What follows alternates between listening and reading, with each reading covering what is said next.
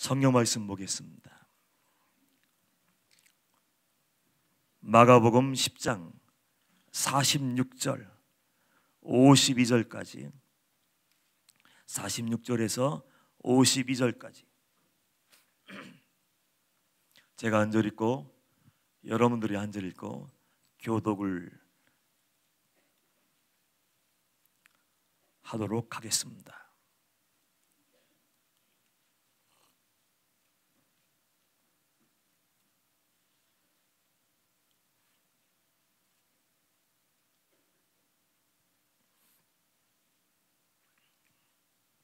마가복음 10장 46절부터 52절까지 교독합니다. 46절. 그들이 여리고에 이르렀더니 예수께서 제자들과 허다한 무리와 함께 여리고에서 나가실 때 디메드의 아들인 맹인 거지 바디메오가 길가에 앉았다가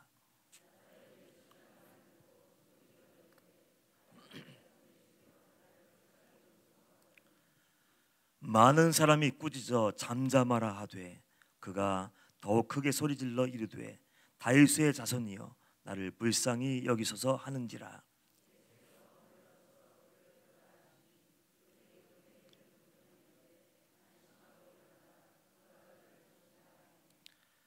맹인이 겉옷을 내버리고 뛰어 일어나 예수께 나오거늘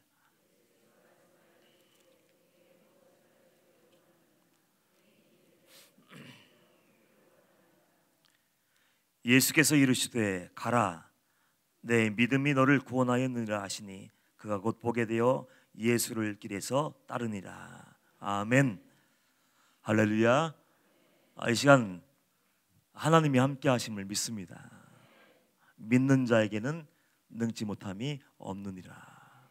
여러분의 믿음이 저의 믿음이 하늘 보좌를 흔들고 하나님을 감동시키고 하늘문이 열려 여러분 심령 속의 삶의 모든 자리에 하나님의 능력의 말씀, 은혜의 말씀, 사랑이 심겨지는 뿌려지는 그 시간 되기를 축복합니다. 이사야 55장 6절 말씀 보면 이런 말씀이 기록되어 있어요. 너희는 여호와를 만날 만할 때 어떻게 하라고요? 찾으라. 가까이 계실 때 그를 부르라.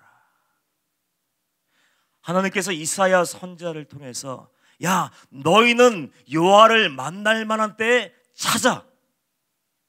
주님이 곁에 계시니까 그를 불러.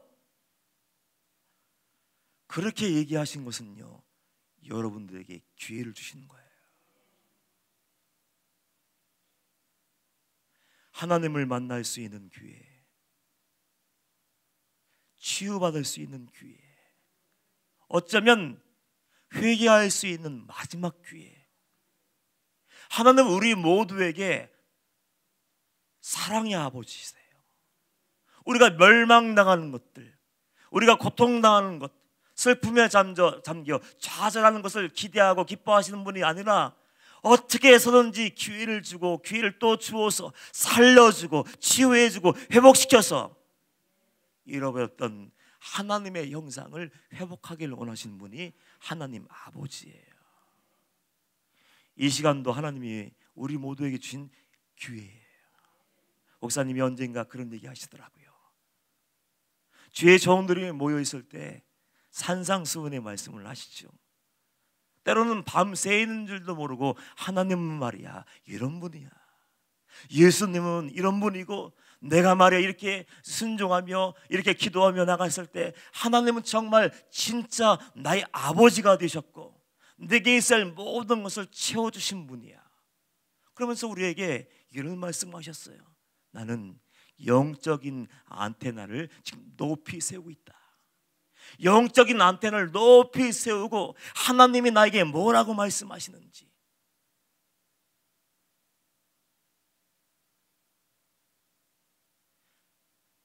그것을 캐치하기 위해서 얼마나 애를 썼는지 몰라. 길을 지나가다가 추운 겨울에 손님이 앉아서 벌벌벌 떨고 있으면 나도 춥고 나도 배고픈데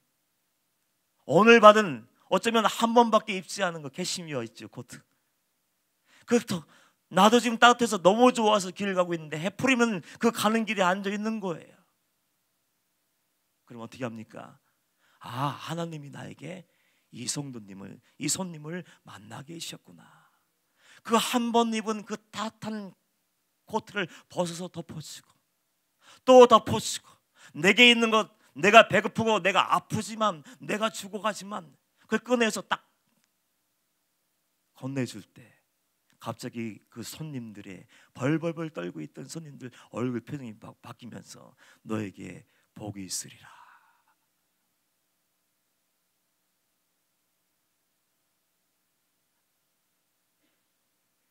하나님은 우리에게 기회를 주고 싶어 하셔요. 그러나 그 기회는 항상 오는 것은 아닙니다. 하나님은 사랑의 아버지이기 때문에 우리가 은혜 받고 건진 받기를 원하시지만, 그러나 공의의 하나님이기 때문에 하나님의 인내가 끝이 나는 때가 분명하게 있어요. 그래서 하나님을 만날 만한 때 우리는 생명을 걸어야 되고, 하나님이 곁에 계실 때 그분을 부르기를 멈추면 안 되는 거예요. 기회는 항상 오지 않습니다. 두 번째 기회, 세 번째 기회, 하나님이 허락하시지만 어쩌면 기회를 영영이 다시는 주시지 않는 그런 때가 분명하게 올 때가 있는 거예요. 언젠가 목사님께서 강단에서 임철 목사가 잃어버렸던 기회에 대해서 이렇게 얘기를 하시더라고요. 목사님이 연단이 끝나고 하나님의 음성이 들리기 시작했을 때 그 순간에 목사님과 함께 그 기도원에서 같이 기도하고 있었습니다.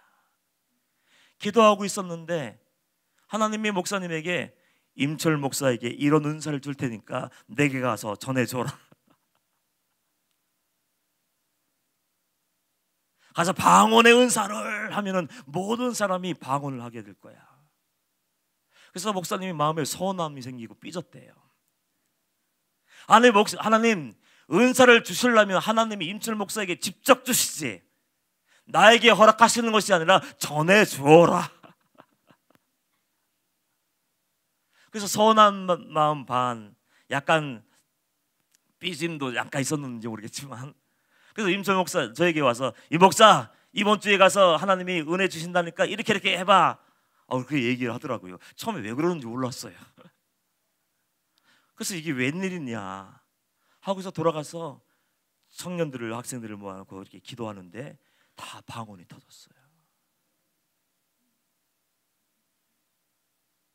신나서 그 다음 주에 왔어요. 또 열심히 각자 흩어져서 기도하고 이제 모여서 방에서 쉬려고 하는데 목사님이 또 한 말씀 하셔요. 이 목사, 이번 주에도 하나님이 은혜 주신대. 가서 이렇게 하면 회개 영이 임하게 되고 회개가 터지게 될 거야. 에이, 하나님은 직접 주시지. 그래서 이제 그 두 번째 은사를 받게 되었는데 그걸 못했어요. 제가 아버님이 목회를 하고 있었는데 갑자기 아버지 앞에 나가서 회개하십시오. 갑자기 성도들 찾아가다 말고 당신들 회개하십시오. 다 죄인이니까 회개합시다. 이럴 용기가 없더라고요. 이것만은 아닌 것 같은데 인간의 생각이 하나님의 역사를 딱 막아버리더라고. 그래서 그냥 삐질삐질거리고 순종하지 못했으니까 이거 막 자신이 없는 거예요. 예배 끝나고 이거 어떡하지 목사님께 다음 주에 만나서 어떡하지, 말씀은 어떻게 될까 고민하고 있는데 하나님은 정확하신 분이에요. 올 곳이 오고 말았어요. 목사님께 전화가 왔어요. 이 목사 어떻게 된 거야? 이미 모든 것을 다 알고 있는 것처럼 이 목사 어떻게 된 거야? 했어 안 했어? 회개하라고 한마디만 딱 선포하면 하나님의 은혜가, 그 능력과 은사가 주어지는데 했어 안 했어? 못했시오. 그런데 목사님은 어떻게 하셨나요? 분명히 하나님이 내게 전해주신 은사 전해주어라, 회개가 임할 것이다, 그런데 그 오후 예배 드리고 성도들이 왔는데 회개할 것 같은 사람들이 많은 것 같아서 우리 회개합시다니까 그 성전이 뒤집어진 거예요. 신나게 기도하고 회개하고 안수하고 막 찬양하고, 그리고 와 정말 후련하다, 하나님이 역사하셨어, 하나님이 나와 함께 하셨어 기뻐하고 있는데 가만히 한순간에 갑자기 가만히 있어봐, 이 은사가 나에게 오는 게 아닌데, 이 능력과 은혜가 내 것이 아니고 임 목사의 것인데 내게 왔지?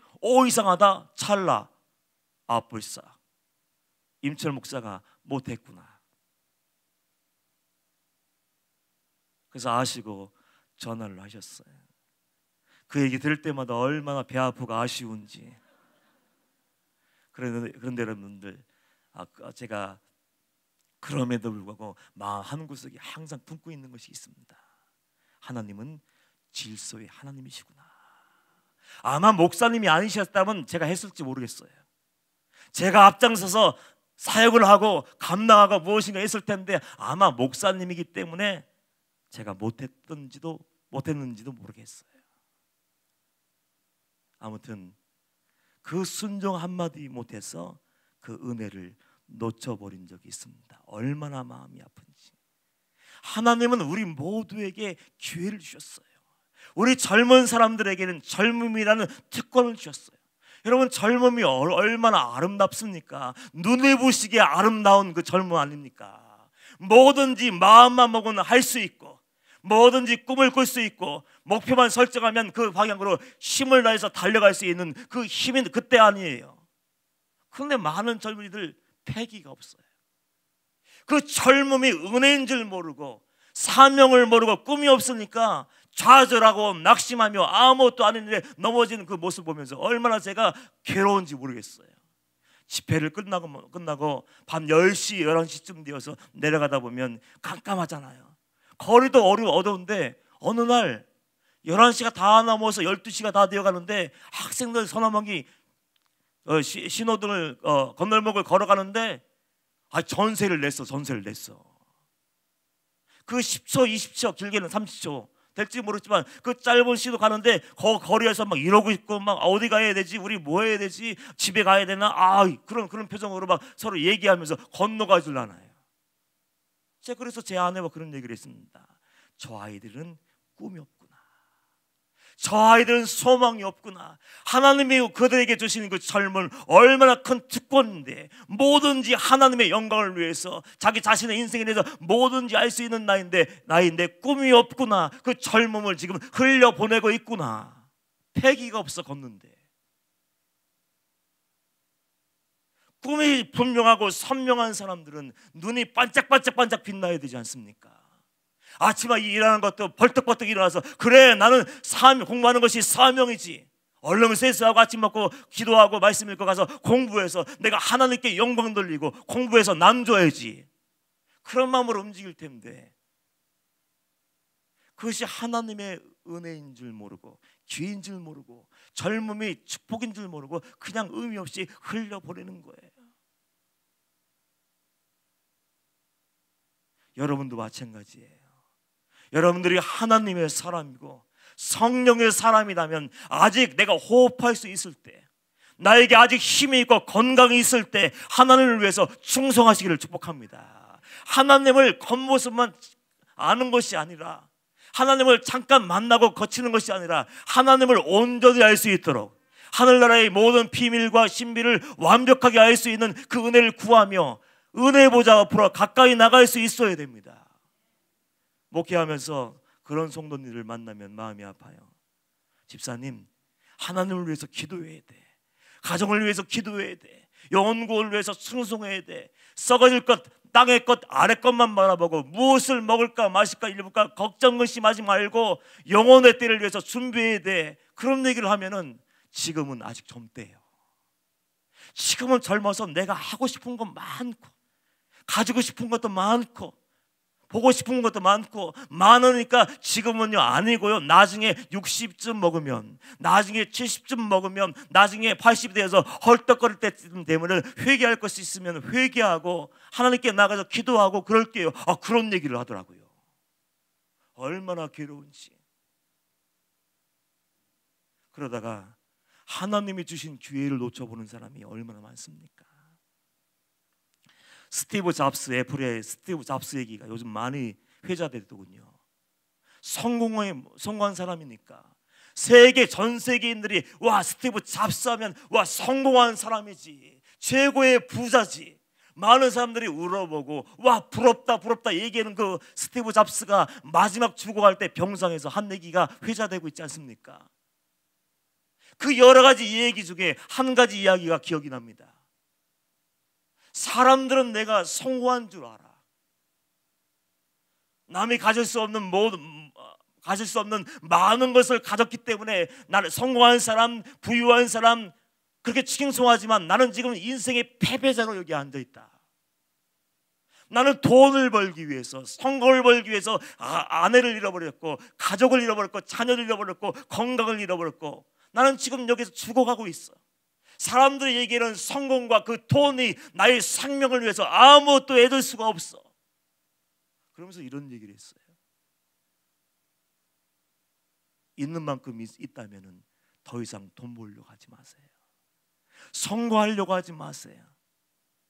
그 시간을 가족을 위해서, 자녀를 위해서 아름답게 사용하세요.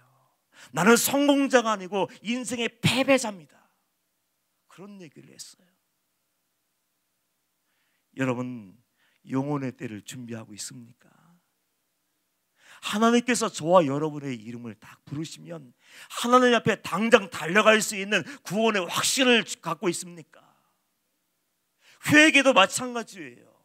내일로 미룰 것이 아니고 모레로 미룰 것이 아니에요. 미루는 사람은요, 항상 미뤄요. 오늘 내가 은혜 받아야 되고, 오늘 내가 구원 받아야 되고, 오늘 치유 받아야 되고, 오늘 회개해야 되는데 사람들은 내일도 또 기회를 주시겠지, 모레도 기회를 주시겠지, 오늘 안 되면 다음번에 해야지. 그렇게 내일로 핑계대며 변명하면 미루는 사람들은 평생 미루다가 변명하다 갈 수밖에 없는 거예요. 오늘 여호와를 만날 만한 때 여호와를 찾으시기를 축복합니다. 오늘 여호와께서 가까이 계십니다. 그를 힘써 부르기를 축복합니다. 오늘 본 말씀 보면은 우리가 잘 알고 있고 많이 들었던 바디메오의 이야기가 기록되어 있어요. 오늘 46절 말씀 보면 의미 있는 한마디 문장이 기록되어 있습니다. 그들이 여리고에 이르렀더니 예수께서 제자들과 허다한 무리와 함께 여리고에서 지나실 때, 지금 바디메오에게는 예수님을 만나고 구원받고 치유받을 수 있는 마지막 기회라는 것을 의미하는 거예요. 기회를 우리에게 또 주시고 또 허락하시지만 어쩌면 오늘 우리에게 허락하신 마지막 기회일 수 있어요. 어떤 사람에게는 예수님께서 지나가시는 그 길에 누가 앉아 있었습니까? 바디메오가 앉아 있었어요. 소망 없는 거지 소경 바디메오. 남이 도와주지 않으면 먹고 살 수 없고, 남이 옮겨다 주지 않으면 이동도 할 수 없는 아주 불쌍하고 처량한 인생, 소망이라고는 눈곱만큼도 존재하지 않는 그 사람이 바디메오였어요. 절망적인 상황이지 않습니까? 절망적인 상황인데 예수시라는 얘기를 듣고 나서 그 한마디 때문에 그 인생이 역전된 역사가 기록되어 있습니다. 우리는 예수님의 이야기를 얼마나 많이 들었는지 몰라요.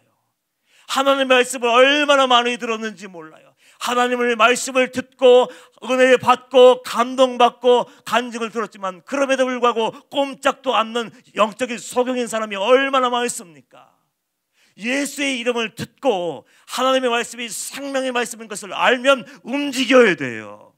예수 그리스도 방향으로 달려가기를 축복합니다. 움직이지 않는 사람이 얼마나 많아요. 내 절망적인 상황 내가 바꾸어야지. 이제는 아래만 보고 사람만 의지하는 그 삶을 청산하고 이제 하나님만 바라보는 그 은혜의 삶을 살아야지. 그래 결정하는 순간 바디메오가 어떻게 합니까? 47절 한번 읽어보세요. 다 함께 읽어볼까요? 나사렛 예수시란 말을 듣고 소리질러 이르되 다윗의 자손 예수여 나를 불쌍히 여기소서 하거늘. 예수시란 소리를 듣자마자 소리를 질러요. 어떻게 소리를 질렀을까요?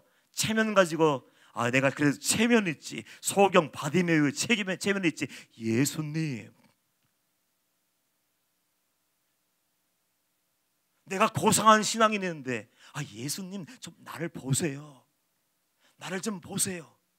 그런 마음으로, 그런 목소리로, 그런 태도로 예수님을 불렀겠습니까?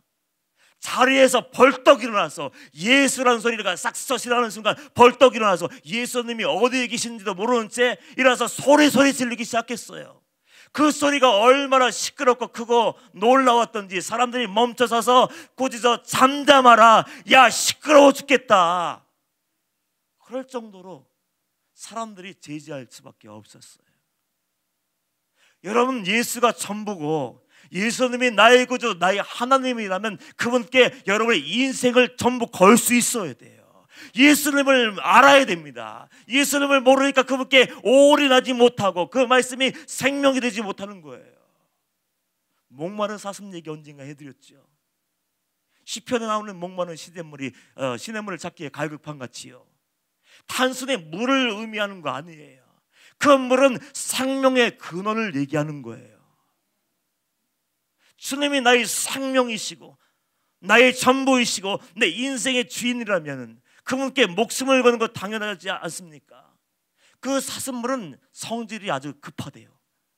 말씀을 연구하다 보니까 사슴이 얼마나 달질인지, 그 건기에 사슴이 목이 말라서 막 비틀비틀 거리다가 물을 찾으려고 막 눈에 불을 켜고 막 다니는 거예요. 물이 어딨지? 물이 어딨어? 물 냄새가 나지 않아? 나 죽겠어 하면서 물을 찾다가 물 냄새가 바람길에 쓱 묻어오면은 물 냄새를 맡는 순간 방향을 딱 정한대요.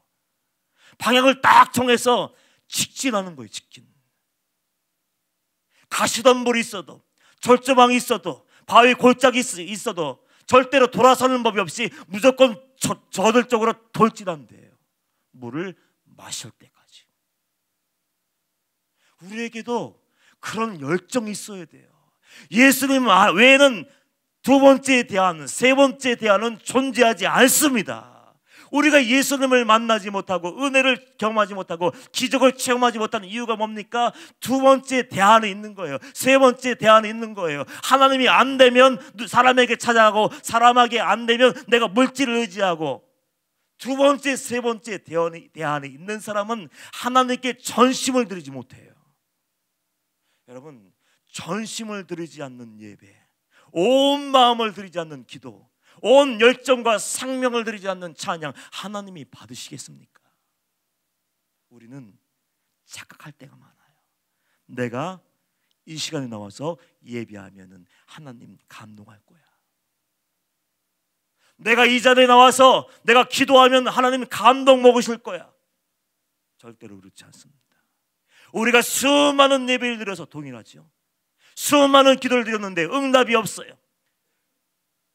그 많은 날을 아버지 앞에 나와서 찬양했는데 구원의 기쁨도 없고 구원의 감동도 없어요. 그 이유가 뭘까요? 두 번째, 세 번째 대안을 붙잡고 안심하고 살고 있기 때문에, 하나님을 생명 걸고 사슴처럼 찾지 않기 때문에 그 은혜가 주어지지 않는 거예요. 바디메오는 예수의 이야기를 듣고, 예수시란 이야기를 듣고 벌떡 일어나 소리질러 외치기 시작했습니다. 사람들이 망신을 줘도 이 저주받은 인생아, 너는 하나님의 징계로 눈이 멀었지 않느냐? 조롱받음에도 불구하고 더욱 소리 높여서 어떻게 했습니까? 더욱 크게 소리질러 이르되 다윗의 자손이여 나를 불쌍히 여기소 하는지라. 그 간절함, 갈급함, 하나님 외에는 두 번째는 없습니다. 예수님 외에는 세 번째는 없습니다. 하나님이 은혜 주시지 않고 주님이 손대주지 않으면 나는 소망이 없습니다. 그 절박함과 배수의 진을 치고 달려갈 때 하나님의 은혜가 임한 거예요. 안수기도할 때 방주교회 다락방 속해 있는 우리 목사님들은 말씀할 때 할 수만 있으면 나 안수해줘요. 한 명이라도 안수해 주지 않습니까? 힘을 다해서 안수해 주는 거예요. 목사님이 그런 말씀하셨지 않습니까? 내가 안수기도 하는 것은 내 생명을 내어주는 거다. 그냥 손대고 내려가는 사람 있을지 모르겠지만요, 안수기도 몇 명이든지 여기서 다 해주고 내려가면 온몸이 얻어맞은 것처럼 아파요. 이상하다. 왜 아프지? 온몸이 얻어맞은 것처럼 막 욱신욱신거리고요, 진이 빠져버려서 힘도 없고요, 그냥 누워있으면 그냥 숨만 쉬고 있는 거예요. 그럼에도 불구하고 한 영혼을 살릴 수만 있다면, 한 영혼을 치유할 수 있다면 우리는 최선을 다해야지. 하나님이 쓰라고 하셨습니까? 하나님이 말씀하라고 하셨습니까? 하나님이 손대라고 하셨습니까? 그 사람들이 믿음을 가지고 나면, 믿음과 믿음이 만나면 역사가 일어나고 기적이 일어나는 거예요. 그런데 어떤 분들은, 죄송해요, 여기는 앉아 계신 분은 아닌 것 같아요. 그냥 나와요. 한번 해봐, 한번 해봐. 손대봐. 아무 일도 이렇지 않았는데 이게 다예요? 그게 다예요. 임설 목사는 힘을 다해 기도하고, 주님의 마음을 품고 하나님 만나달라고, 회개 영을 달라고, 치유해달라고 기도하고, 본인이 마음을 열지 않고 믿음으로 반응하지 않는 곳에는요, 아무 일도 일어나지 않아요.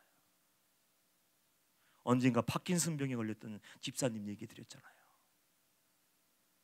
저는 다락방에 올라와서 말씀을 전할 때마다 가슴이 두근거려요. 나 같은 죄인이 어떤 말씀을 전할 수 있지? 능력도 없잖아. 맨 뒤에 앉아서 기도하는 것이, 하나님 말씀을 주셔야 돼요.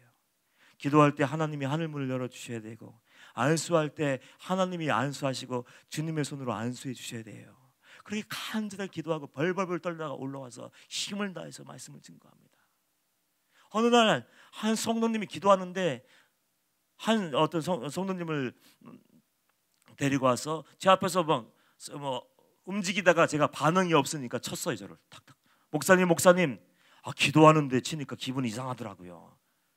그래서 누가 기도하는데 나를 치지 하고 눈을 뜨고 봤더니 처음 보는 분이에요. 처음 보는 분이었어요. 그래서 왜 오셨냐고, 기도 좀 해달라고. 그래서 그는 떨리는 마음으로 이렇게 얘기했습니다. 제가 아니고요, 마가의 다락방 원장님은 박보현 목사님이세요. 그분께 안수 받으세요. 그래서 목요철에 오시면 안수해 줄 것입니다. 그래서 얘기했더니 그분이 고개를 도리도리 흔들고 절레절레 흔들고 이렇게 있겠는 거예요. 아니라고. 하나님께서 오늘 올라가라고 하셨고, 하나님께서 오늘 선 목사님에게 안수 받으라고 말씀하셨습니다. 그 말씀 붙잡고 기도하다가 깜짝 놀라서 한 번도 와본 적이 없는 다락방에 올라와서 보니까 목사님 안 계시고 웬 이상한 사람이 뒤에서 고개 흔들며 기도하고 있는 거예요. 물었더니 저분이 오늘 말씀 전하는 분이라고. 그래서 그냥 그 하나님 말씀 붙잡고 나와서 무릎 꿇고 있는 거예요.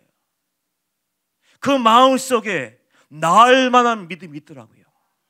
그래서 떨리지만 떨린 마음으로 일어나서 힘을 다하여 내가 할 수 있는 최선의 기도를 다해 주었습니다. 하나님, 하나님의 사심을, 하나님의 영광을 나타내 주시고, 하나님의 사랑의 흔적, 예수의 흔적을 허락하여 주옵소서. 그럴 끝이에요. 아무 일도 이러지 않았어요. 왜요? 저는 모르니까. 치유받는지 불이 떨어지는지 뭐가 씻겨지는지 아무것도 모르는 사람이니까. 한참이 지난 뒤에 그 아프신 분을 데리고 왔던 그분이 저에게 와서 묻는 거예요. 목사님 들으셨죠? 무슨 얘기요? 글쎄 그때 제가 와서 툭 치고 기도왔던 그분요, 파킨슨병으로 이제 끝났다고 했는데 치유받았습니다. 병원에 가서 확인해 봤는데 당신 어디 가서 뭐하고 왔냐고 얘기하더래요. 할렐루야. 남이 치유받아서 아무 반응도 없지요. 여러분, 제가 이야기하는 것은 임철 목사는 아무것도 아니라는 얘기예요. 그러나 그 배후에서 역사하시는 하나님은 능력의 하나님을 믿습니다. 그래서 어떤 마음으로 나와야 될까요? 그냥 왔다가 그냥 예배 한번 뚝딱 드리고 가면 안 돼요. 사람 구경만 하고 누가 말씀 증거하는가 그러고 돌아가면 안 됩니다. 그 살아계시고 여러분을 만나주기를 원하시고 고쳐주기를 원하시고 회복하기를 원하시는 하나님께 여러분의 온 마음을 드려야 되고, 그 말씀을 붙잡고 주님 앞으로 달려나가야 됩니다. 그게 있어야 되는데 안 나가는 거예요. 안 나가는 거예요. 얼마나 마음이 아픈지. 그래서 목사님이 그런 말씀하셨어요. 성령께서 기름 부으시고 사람들이 치유되고 회복해야 되는데 정말 고침받아야 할 그 사람은 아무것도 안 하고 그저 앉아있다는 거예요. 얼마나 답답해. 서 있는 사람이 더 답답해. 죽어가는 사람은 아무런 답답함도 없는데 쳐다보는 사람이 더 답답한 거예요. 바디메오의 열정이 여러분의 열정 되기를 축복합니다. 배울 수 있는 것은 배워야 돼요. 어쩌면 단 한 번 예수에 대한 얘기를 듣고 예수님을 만날 수 있는 단 한 번의 기회가 있었는데 바디메오는 그 기회를 믿음으로 취했습니다. 꽉 붙잡았어요. 크게 소리 지르다, 이 단어의 의미는요, 확신에 차다는 의미가 있습니다. 그냥 어영부영 중언부언하고 예수님 응답하시려면 응답하시고 말라면 마시고 치유하시려면 치유하시고 그냥 아무 일도 일어나지 않으면 할 수 없고, 이것이 아니라 이 단어 크라조라는 단어를 썼는데 부르짖어 더 크게 소리질러 이르되, 이 소리지르는 거 크라조는요 확신을 가지고 외치는 거예요. 주님이 말씀하시면 나을 줄 믿습니다. 주님이 손대시면 치유될 줄 믿습니다. 이 확신에 찬 걸음이 그 예수님께로 인도하는 거예요. 얼마나 확신에 차 있는지 여러분 보실까요? 50절 말씀 보면 맹인이 겉옷을 내버리고 뛰어 일어나 예수께 나오거늘. 맹인이 겉옷을 내버렸다, 이거는요 엄청난 역사예요. 엄청난 결단이에요. 그 당시 맹인들, 거지들 아무나 구걸하지 않았습니다. 당국에 가서 등록을 하고 그 등록의 증표가 겉옷이었어요. 옷이 되기도 하지만 그 자리를 깔고 앉아 있는 그 증거의 증표예요. 그러니까 너는 그 구걸할 수 있는 권리가 있다. 그것이 겉옷에 담겨 있는 거예요. 겉옷을 벗어 내버리고 뛰어 일어나 지금 주님께로 달려간다. 이것은 뭘 의미합니까? 다시는 나는 구걸하지 않을 것이다. 나는 다시는 사람을 의지하지 않을 것이다. 나는 지금 예수께 달려간다. 예수님이 나를 만져주시면 나는 나을 거니까. 확신을 가지고 나가는 거예요. 저는 저와 여러분들이 이왕 믿었으면 하나님을 감동시키기를 축복합니다. 이왕 믿었으면 신뢰하기를 축복합니다. 거침없이 주님께로 달려갈 수 있어야 돼요. 사람들이 뭐라고 하든지, 사단이 어떤 유혹을 하든지, 사람들이 조롱하면서 야 기도한다고 되냐, 기도한다고 예수가 밥 먹여주냐, 뭐라고 떠들어도 여러분 크라조 막 확신을 가지고 외치고, 주님이 나의 전부이시고 인생의 주인이시고 내 아버지다, 이런 마음으로 믿음을 가지고 달려나갈 수 있어야 됩니다. 달려나가지 않으면 아무 일도 일어나지 않아요. 믿는다고 얘기하면서 준비하지 않고 믿는다고 하면서 돌아서지 않는다면 그 자리에 하나님의 능력이 부어지지 않는 거예요. 우리 막내가 이제 초등학생이 되었어요. 네, 그 아이가 4살 때인가 5살 때인가 그 인형 꾸미는 얘기 여러분 들으신 분도 있을 거예요. 그 좋아하는 인형이 있었는데, 잘 가지고 노는 인형이 있었는데 어느 날 힘을 어떻게 잘못 주었는지 망가질 때가 되었는지 인형이 다리가 떨어진 것 같아요. 다리가 쭉 찢었어요. 한참 놀다가 다리가 찢었으니까 마음이 아팠는지 물끄러미 바라보고 있다가 그걸 들고 쪼르르 엄마에게 달려왔어요. 엄마 내 인형이 지금 다리가 찢어서 아프니까 좀 수술 좀 해줘. 근데 그때 잘 기억은 나지 않지만 어떤 일을 하느라고 집중하느라고 그 얘기를 잘 못 듣고, 그리고 다음에 이걸 한 다음에 다음에 꾸며줄게, 그걸 거절해서 보냈어요. 우리 예영이가 어떻게 했을까요? 못 들으셨군요. 감사해요. 또 얘기해 줄게요. 갑자기 조용해지는 거예요. 아이들은 조용하면 사고 치는 거잖아요. 그래서 가만 갑자기 조용해져서 이상하다 하고 돌아왔더니 얘가 다리가 찢어진 인형을 딱 뉘어놓고 반지꼬리함을 갖다 딱 놓고 제 딸이 생각하는 거예요. 과일도 꺼내놓고 실도 꺼내놓고 바늘도 꺼내놓고 딱 준비해놓고 앉아있다가 싹 시선이 딱 마주치니까 엄마 수술 준비 다 끝났어요.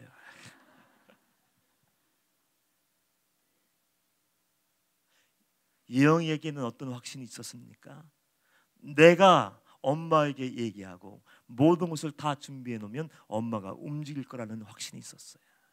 그걸 보고 어떤 엄마가 가만히 있어요. 징징거리고 졸르면 매맞는데 갑자기 엄마 이거 수술해줘야 돼요, 꿰매줘야 돼요 하고서 싹 잘라서 뭐 하나 봤더니 다 준비해 놓고 엄마 준비됐어요, 수술해줘요. 어떤 엄마가 가만히 있겠습니까? 감동받는 거예요. 깨닫는 거예요. 제가 그 아이의 모습을 보면서 깨달았습니다. 우리가 정말 믿었다면 이미 이루어진 줄 믿고 움직여야 돼요. 제가